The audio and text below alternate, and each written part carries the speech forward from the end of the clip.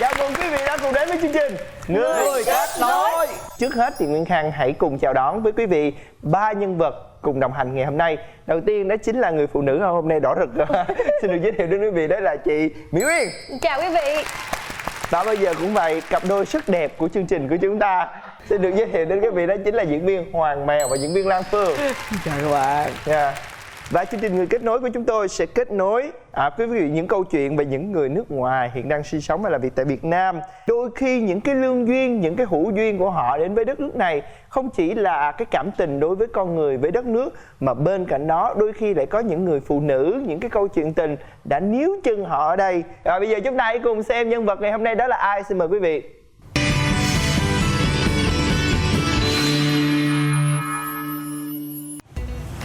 Và đây rồi, đã đến nơi, số 69 đường Hoàng Hoa Thám, quận Tân Bình. Nếu như nói đến bánh mì thì chúng ta đã quá quen thuộc với bánh mì Sài Gòn, bánh mì Hà Nội, bánh mì Thổ Nhĩ Kỳ, kebab. Nhưng mà quý vị có bao giờ nghe bánh mì Hy Lạp chưa nào? Và Hải Rapper đang đứng tại tiệm bánh mì Oya Gyros. Chủ nhân của hai cửa hàng bánh mì cuộn kiểu Hy Lạp Oya Gyros là vợ chồng anh Paul, chị Vân. Anh Paul Martin Warnock, 48 tuổi, quốc tịch Ireland. Trước đây là một kỹ sư bê tông công trình cho một tập đoàn xây dựng quốc tế. Vợ anh là chị Nguyễn Trần Ái Vân, 33 tuổi, từng làm việc trong lĩnh vực marketing. Hãy cùng Người Kết Nối Hoàng Rapper tìm hiểu động lực nào để hai vợ chồng sẵn sàng từ bỏ công việc hấp dẫn để khởi nghiệp với món bánh mì này. Chào chị Vân. Chào chị. Lâu quá không gặp hả? Dạ. Hi Paul. How are you? Yeah, thank you. Bình thường á thì em chạy qua em mua cái bịch cái nào em chạy đi liền, không có hỏi thăm được gì nhiều. Tranh thủ bữa nay mình tìm hiểu kỹ hơn về cuộc sống của anh chị cũng như là cái cơ nghiệp này. Ở đây thì phần mềm á, cái gì mà mềm á thì là Vân phụ trách, còn cái gì mà cứng á là ảnh. Đó, bàn ghế là ảnh tự đóng hết á. Mềm như là thịt bánh này mềm là do chị, là công thức do chị. Cái tên Oya Gyros là tên tiếng Hy Lạp hả chị? Cũng không hẳn, thật ra tại vì do cái món này á là mình lấy ý tưởng một phần là món Hy Lạp, nhưng mà nó cũng không hoàn toàn là cái món bánh mì Hy Lạp, tại vì do cái vỏ bánh mì thì mình cải tiến lại. Tại vì cái vỏ bánh mì gốc thì nó có phần dày, nó cứng, nó hơi khô thì có lẽ là không hợp với vị giác người Việt Nam, cho nên là mình đổi lại, mình cải lại thì cái vỏ bánh nó giống hơn với lại cái vỏ bánh tortilla của Mexico. Cho nên là, nhưng mà do cái ý tưởng từ cái món gyros của Hy Lạp cho nên mình vẫn sử dụng cái chữ gyro. Nhưng mà còn cái Oya thì thật ra khi chọn cái tên chọn nào cho dễ nhớ, dễ đọc, mà người Việt Nam đọc cũng được, người nước ngoài đọc cũng được. Nhớ chứ. Mà mình cũng trồng cây để cho nó xanh, nó đẹp quá hay sao? Cái này một phần nó là xanh là phụ, nhưng mà để phục vụ công việc là chính. Tại vì do mình bán món Tây á, thì nó có pizza rồi nó có mì Ý, thì mình yêu cầu một số cái cây gia vị nước ngoài. Thì thứ nhất là nhiều khi đi mua hàng nó không có cái nguồn hàng ổn định á, rồi tính ra là cái giá thành nó cũng rất là cao nữa, cho nên là tốt nhất mình tự trồng, mình không có phụ thuộc vào nhà cung cấp. Thế là đây là cây mình tự trồng để làm thêm gia vị. Đây là cây gì chị? Cái này là quế tây ạ. Quế tây? Dạ. Trời, thường là phải tốn tiền đi mua, chỉ tự trồng luôn. Tuyệt vời. Dear Paul, today can you help me? Let me try make this bread. Okay. Yeah. Anh ấy đã đồng ý hướng dẫn cho Hoàng để có thể Hoàng tự tay Hoàng làm cái bánh này. The first. So heat put the bread in and heat the bread. Okay. Make it hot, yeah? Yeah, make it hot. Just wait till the bread starts to bubble. Chừng nào mà bánh nó nổi bong bóng lên đó là ok.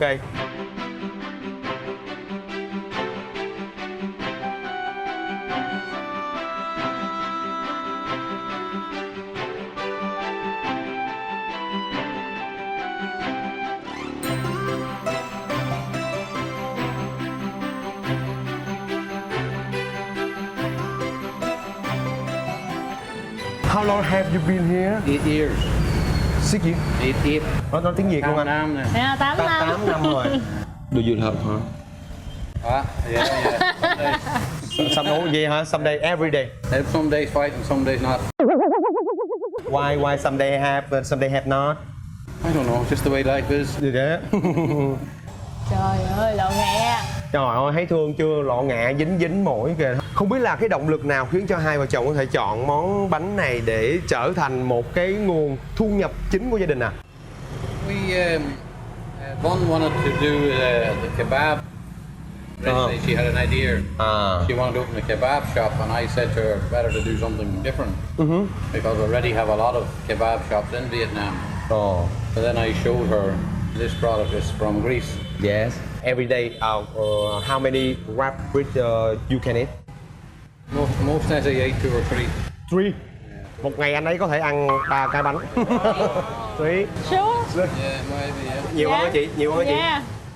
Why more or less? Yeah, I think it's more. You can ask yourself how many breads you eat a day. Và theo em được biết thì anh Paul là người gốc Ireland. Tại sao anh Paul không chọn một món bánh Ireland mà là anh chọn món bánh Hy Lạp? You don't have an Irish wrap, they have a Greek wrap in Ireland. It's all the same, but the bread originally originated from Greece. Yeah. So even in Ireland or England or anywhere, they still call it Greek food. Yeah. Greek street food. Are you missing home? Some days. Nhưng mà đương nhiên ở đâu cũng vậy, sẽ có thuận lợi và khó khăn. Như vậy thì cái khó khăn làm việc ở đây so với anh Paul là như thế nào?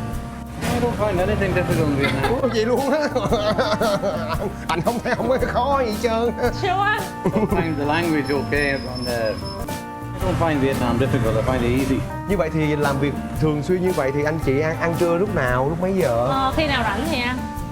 Nói chung là do mình đã làm cái ngành dịch vụ phục vụ này á thì cũng khó lắm, nhiều khi mà ngộ cái là bình thường lúc mà đang rảnh tay một chút thì khách thì mình không đói bụng, còn lúc mà mình đói bụng thì cũng là giờ người ta đói bụng là Rồi, khách rất là vô bận. là coi mình khỏi ăn. Dạ. Thế không đó thì riết rồi nó cũng quen thôi, thì cứ lúc nào mình rảnh là mình tranh thủ mình ăn thôi.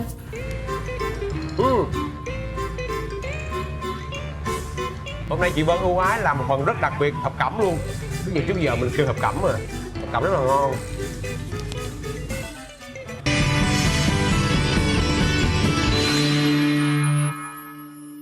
Chúng ta vừa đến với câu chuyện của một tiệm bánh mì Hy Lạp Oya của đôi vợ chồng, chồng là người Ireland còn vợ là người Việt Nam.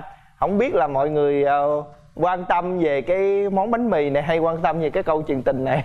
Cả hai. Hiện Cô tại này- bây giờ thì đang đói bụng. Đang đói bụng đúng không? Anh Hoàng, một người rất là sành ăn, anh đã từng ăn bánh mì này chưa? Sao anh cứ nhăn mà về ăn uống em phải hỏi anh chứ? Anh ấy đang đã ăn thèm. Anh ấy đang thèm mà không ăn được, đấy là cái khuôn anh mặt ăn cái đấy. bánh mì Hy Lạp kiểu này chưa? Cái tiệm Chưa này- bao giờ mà anh hứa này xong làm phải tới anh ăn liền, để cắn một cái để coi bên trong nó là cái gì nữa chính xác. Ôi Tại chị vì- không khác gì đâu, đang đói quá. Thì chị biết sao không? Tại vì hồi nãy Hoàng Rapper nói là được làm một cái đặc biệt. Nhìn một cái là thấy anh ấy là Việt Nam hóa hoàn toàn rồi. Anh ấy rất là thoải mái, anh ấy rất là sống như một người Việt Nam bình thường. Tâm hồn của anh này cũng rất là giống nghệ sĩ á. hài hước nữa. Hài hước Chị thấy và không? nghệ sĩ Hài hước á. đúng không? Không biết là hai người đẹp có để ý cái câu hỏi là anh yêu vợ anh bao lâu rồi hay không, rồi anh yêu như thế nào, thì ông có nói là Thỉnh thoảng có yêu vài ngày, có lúc yêu lúc không. Đó, cái cách nói chuyện của ông nó rất là tỉnh và rất là hài hước. Anh có nói một cái câu là tại sao anh không làm kebab, anh không làm những loại bánh mì khác mà anh làm này tại anh không muốn giống người ta.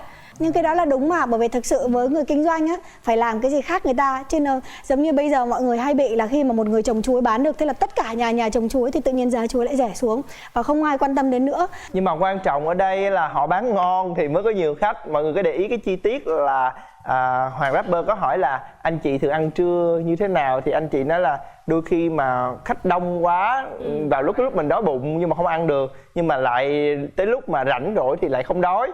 Nhưng điều đó có nghĩa là họ rất đông khách vào những cái thời điểm mà buổi trưa hoặc là buổi tối khi mà khách đến mua, đúng không? Và cái tiệm này rất là ngon. Anh Hoàng nhớ ghé mua 4 cái cho tụi em ăn chắc nha anh là Hoàng. phải Nha. thử. Em Nhá, thử là biết nhá, như thế nào. nhá. Nhưng mà Mua đi. Không. Bây giờ thì chúng ta sẽ cùng theo dõi tiếp đoạn tiếp theo để coi họ chia sẻ như thế nào nha.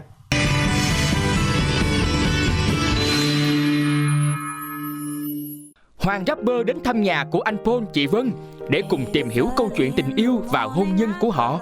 Mọi người cứ tự nhiên Dạ. Sorry nha Hoàng, tại nhà bày đồ bán cho nên hơi chật đương chội nhiên rồi xíu. đây. Bữa cơm gia đình ấm áp tiếp nối câu chuyện của hai vợ chồng anh Paul, chị Vân. Together side by side, we always think alike. We go do do do do do do do do. How about the first time Mr. Paul met Vân?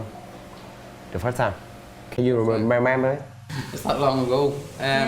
We met through a friend. Yeah, introduced me to Yvonne to teach me Vietnamese about 3 times a week, but it's not successful. Thì how you say the love word?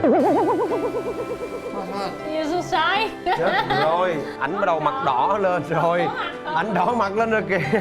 Cái nói chung là chi tiết thì thời gian lâu á mình cũng không nhớ rất rõ chi tiết, tại vì nhưng mà nhớ là cái đó là dịp Halloween thì dạng như Happy Halloween rồi chúc Halloween vui vẻ này kia, thì cũng nói đúng rồi mày giống như ghost vậy đó, giống như là ma vậy đó. Có nói nhưng mà vậy có thích ma không này kia, không sợ ma thì là được rồi.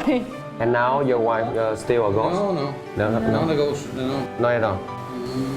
More like a vampire. Không biết là anh Paul cảm nhận người vợ của mình trước và sau khi kết hôn có sự thay đổi gì hay không? Có sẽ chuyển biến từ tốt qua tốt hơn hoặc là tốt qua tệ hơn? Yeah, whenever we're friends, I smoke and I drink and I do whatever I want. When we get in a relationship, she complained about the smoking. Oh, So I had to stop smoking. stop smoking. Yeah. Because she complained too much, I cannot listen. So brave. No. You're a brave man. I had to stop smoking. Now she complained I drink too much. I only drink 2 beers every day. I feel it's not enough. And she feels it's too much. But I still drink 2 beers every day. Example, if Leslie forgets she forgets her phone, she blames me. Because I not remind her to take her phone. Do you understand? Sometimes a little bit crazy. Oh. I think she always has a way. She's very good at having a way to blame me for absolutely everything. But normally she will calm down and then do something nice. But she very rarely ever says sorry, which I find difficult. Anything else? No, not really. You normally say that you are hardworking and lazy, no? No, I don't know. I feel that. What to say without getting in trouble? Okay, I'm not listening. Don't worry, you will not be in trouble. Đáng lẽ cái vấn đề này là chúng ta nên chia sẻ giữa hai người đàn ông và một chai bia thôi. À không, 2 chai bia thôi chứ đừng để phụ nữ ở đây. Thôi coi như là câu này bỏ qua. Như vậy thì hỏi ngược lại thì anh Paul có cái tật xấu nào không ạ? Nói chung là tật xấu thì không có, nhưng mà cái tật ít nói không biết phải là tật xấu không nữa. Cho nên là cái gì mà nói được thì tự nói, hay cứ bắt mình nói hoài người ta nghĩ con này tranh đá nhiều chuyện, cứ dành nói không mà thì cũng kỳ. Giữa hai anh chị thì ai là người khơi mào những cuộc khẩu chiến nhất? Có phải là chị không? Hay là ảnh vô tình khơi mào? Normally who starts the fight? What are you asking me for? He asked. Sure, you should answer that. Who normally? I don't know. You? No. Giữa hai anh chị, ai? Who? She. Okay. I'm agree. 100%. I'm agree that. Why you agree? Dạ em nhìn lại biết liền. Như vậy là hai vợ chồng chúng ta có khá nhiều điểm chung ấy chứ. Là hai anh chị cùng đang hoạt động ở những lĩnh vực khác, nhưng mà sẵn sàng bỏ hết tất cả đến với nhau và gây dựng từ hai bàn tay trắng. Đối với Vân thì nói chung là cũng bình thường thôi, tại vì ví dụ trước đó mình đi làm cho người khác thì cũng là một công việc, còn bây giờ mình tự làm cho mình thì cũng là một công việc. Chỉ có điều là với cái của riêng mình thì mình sẽ phải nói chung là chịu có sự mạo hiểm. Thứ nhất là mình đầu tư tiền bạc với thời gian, thì nếu mà lỡ mà nó có cái gì mà không có thuận buồm xuôi gió là coi như mình tự chịu. Anh có tiếc không? Anh hối tiếc gì Have nữa you không? ever regretted it? Not really, no. It was when we decided to open the business. It was the first year was quite difficult, but after that, not really. No, it's actually I enjoy working with one. Even though we do argue sometimes, we actually enjoy working together. So the bánh mì job here now and the construction job before, which is easier? Depends on the day. Some days the banh mi is easy going and enjoyable. When things are going wrong, maybe you feel, why did I do this? Why did I not stick with a construction job? It'd be easier, you know, more regular hours or not as long, working as long. Is that the right thing to say or not? Như anh Paul chia sẻ, các bạn có thể hiểu được là anh ấy nói rằng bánh mì thì dễ ăn hơn là vật liệu xây dựng. Nếu như chị có một ước muốn thì chị sẽ có ước mơ gì dành cho cuộc sống gia đình của riêng mình? Thì mình cũng hài lòng với lại cuộc sống hiện tại, chỉ là giá mà giống như là cái áp lực công việc, tức là cái thời gian mà mình bỏ ra cho công việc nó có thể giảm bớt được một chút xíu, để mình nói chung là phải có một cái thời gian riêng tư nữa thì cái cuộc sống nó mới cân bằng, chứ lúc nào mình cũng làm việc thì tính ra em gặp nhau thì người này sẽ trở thành đối tác công việc thôi, chứ không phải là bạn đời của mình nữa. Thì nó mất đi cái yếu tố cá nhân thì cuộc sống nó sẽ nhàm lắm. Quá bận rộn với việc kinh doanh nên anh Paul và chị Vân gần như không có thời gian dành cho nhau. Hoàng rapper quyết định dành cho họ một món quà rất đặc biệt.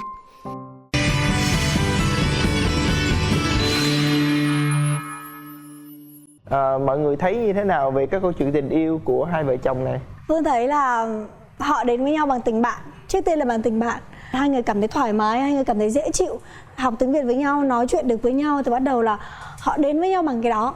Phương đã từng nghe có một số người bạn của Phương là người nước ngoài cũng lấy vợ Việt Nam, nhưng mà cái vấn đề lớn nhất mà họ gặp là khi mà hai người làm chung một công việc. Khi mà làm chung một công việc nó rất là dễ xảy ra mâu thuẫn. Vì ví dụ người muốn cái này, người muốn cái kia, cái quan điểm nó rất là khác nhau. Hai vợ chồng mà làm chung công việc là rất dễ xảy ra. Đâu cần phải là người nước ngoài với người Việt đâu. Cứ hai vợ chồng mà làm chung một công việc là đã có nhiều lúc không phải là đã phải có sự mâu thuẫn lẫn nhau rồi. Cho nên là nếu mà Hoàng với bà xã khi mà làm việc chung, đến cái lúc đó thường là Hoàng sẽ im lặng, hoặc là Hoàng đi ra ngoài về nhà nói em lúc đó em làm khúc đó vậy không được, anh thấy vậy được không em? Nhưng mà hồi nãy Vân có nói một cái điều mà tôi nghĩ là phụ nữ là bao giờ cũng nói thật trong đáy lòng, trong cái tình cảm tâm tư của họ, là nói là nhiều lúc hai người làm việc chung với nhau trong một cái môi trường công việc đó thì đôi lúc nó thành bạn, nó không còn là tình yêu. Đối tác làm ăn á. Đối tác làm ăn và họ không có khoảnh khắc thời gian dành cho nhau. Đôi cái lúc nó cũng mất đi cái sự thú vị trong lãng mạn trong cuộc sống. Nhưng mà hiện tại bây giờ là anh ấy đang muốn có một cái thời gian dành cho nhau nhưng mà không liên quan đến công việc cơ. Đấy là cái mà Vương nhìn thấy là họ thiếu và họ đang rất là khao khát được cái đấy. Không công việc, không tiếp khách, không phục vụ khách, không nấu ăn. Đó thì Nguyên Khang đang dự định hỏi mọi người là cái món quà mà Hoàng rapper dự định sẽ dành tặng cho đôi vợ chồng này sẽ là gì? Chắc là một buổi tối lãng mạn. Cái này là phải tùy vào Hoàng, cái này mình đang đoán cho Hoàng hơi khó. Nhưng mà chắc là buổi tối lãng mạn nào đấy. Có thể là đi xem phim, ăn uống riêng với hai vợ chồng. Xem phim không nói chuyện được. Có thể là xem phim hoặc là ăn. Không, em nói sao không được. Anh thực sự nói đi xem phim. Ví dụ như mình ngồi mình xem phim, lúc đó hai vợ chồng cùng ở chung với nhau, cùng lúc đó là một cái sự tận hưởng. Tay nắm vào cái gì? Đó là một sự tận hưởng. Tại vì thường nếu mình đi làm mà có bao giờ mình ngồi mình nắm tay nhau, mình ngã đầu vào nhau, có đâu. Với cái công việc của hai vợ chồng vừa rồi nói là đang gặp khó khăn về nhân sự đó, những người thì họ sẽ không có thời gian đi du lịch đâu. Họ sẽ có một cái buổi là thời gian ngắn thôi, vài tiếng để hưởng thụ bên nhau và thậm chí là bàn một cái kế hoạch gì đó. Bàn nữa gì, công việc gì nữa? Bàn một cái kế hoạch gì đó mà họ phát triển thêm. Rồi lại công việc rồi vừa bảo là không công việc. Thì Nguyên Khang để chờ xem coi là cái không gian riêng của họ nó sẽ như thế nào. Mời quý vị cùng theo dõi nhé.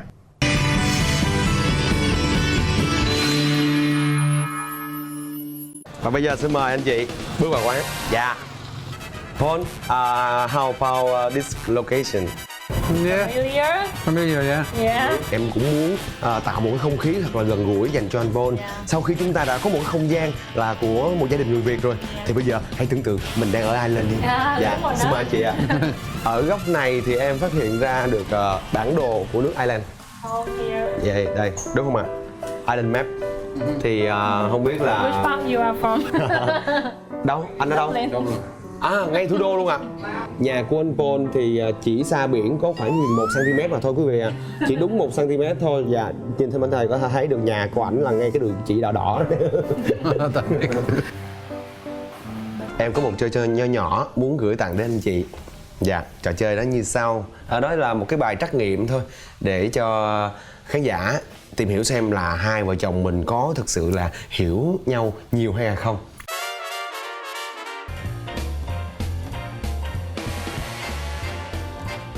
Và bây giờ trên tay của Hoàng chính là đáp án của riêng từng người, của anh Paul và chị Vân. Thì bây giờ Hoàng sẽ hỏi để xem có trùng khớp với ý của người ấy hay không. Câu đầu tiên, món ăn yêu thích của chị Vân nha. Japanese for the sushi.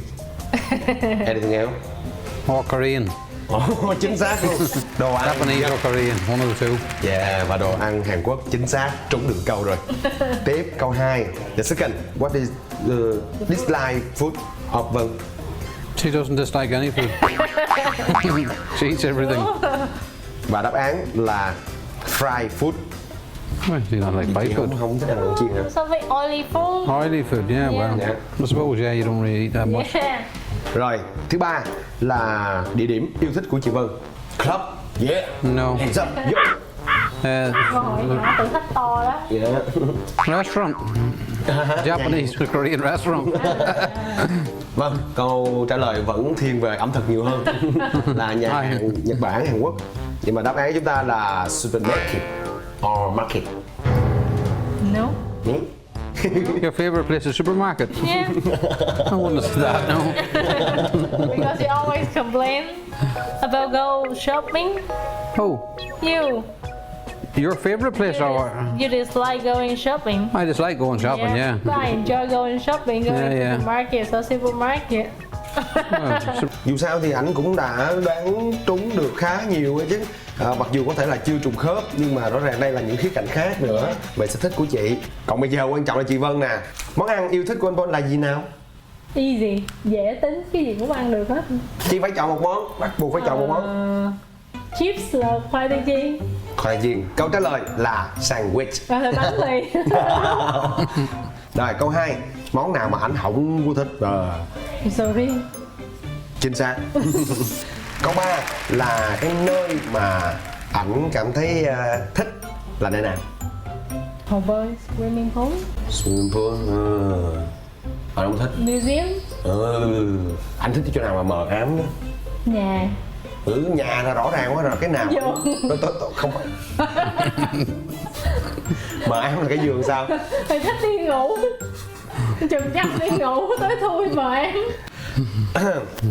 Câu trả lời rất là mập mờ luôn. What's your favorite place? I didn't put anything down. Dạ, và rõ ràng câu trả lời của ảnh là dấu chấm hỏi. Mờ ám thiệt. Rồi, tự nhiên anh để gì? Hơi bị to. Tại nó không biết mà hỏi mình biết không? Anh cũng biết anh để dấu chấm hỏi. Rất là mờ ám và chị cũng bị rối theo luôn. Như vậy thì câu này vẫn hợp lệ đối với chị. 3 thói quen của anh Paul. Reading, đọc sách, Đọc sách, đi bơi, uống bia. uống bia.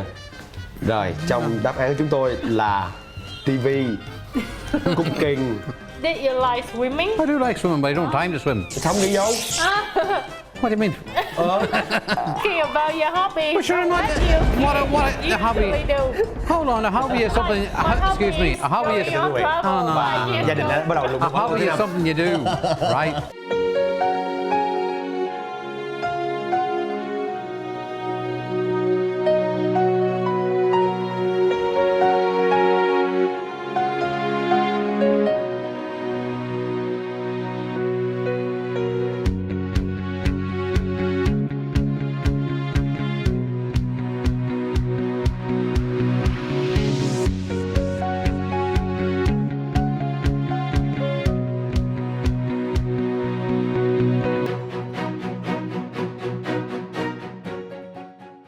Anh Paul có muốn tiếp tục những buổi tối như vậy không ạ?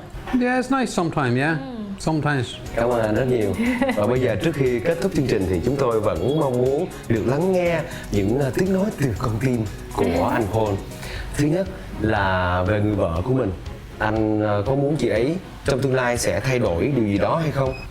Wanting and getting is two different things. Not. Muốn là chuyện dễ nhưng mà thực hiện là chuyện khó. Dạ, thì anh cứ nói đi ạ. Yeah, sẽ... nobody stop you from wishing or Wishing. dreaming. No, I don't think so. I think it's okay. You want me to zoom my lips? Yeah, some days, yeah. But not everything else. No, okay. No need to change anything. Sure? Yeah. Sure? Yeah. So tomorrow don't complain that my legs too short. We can't blend the legs too short. Cannot change it anyway. Vậy còn về riêng chị có muốn anh Paul thay đổi về điều gì không? Dạ thì cho là có một vài điều là muốn mà cũng khó lắm. Ví dụ cái bụng này nè, cho nên là không có ướt thì cũng không được. Hoặc là tóc này có muốn mọc thêm nữa thì cũng không được. Thôi nhà khó, ca này khó quá bỏ qua. Dạ. Mọi thứ khác là ok. Nhưng mà nó cũng không ảnh hưởng gì đến hạnh phúc của gia đình mình. Nhưng mà em thấy ảnh rất là dũng cảm ấy chứ khi mà bỏ thuốc lá. Vì chị bỏ hẳn thuốc lá luôn. Và bây giờ điều cuối cùng chúng tôi đang rất mong muốn anh Paul sẽ chia sẻ là cái lý do lớn nhất, động lực lớn nhất mà anh Paul vẫn muốn tiếp tục ở Việt Nam để sinh sống và làm việc. Yeah, the main reason, the main motivation that you still want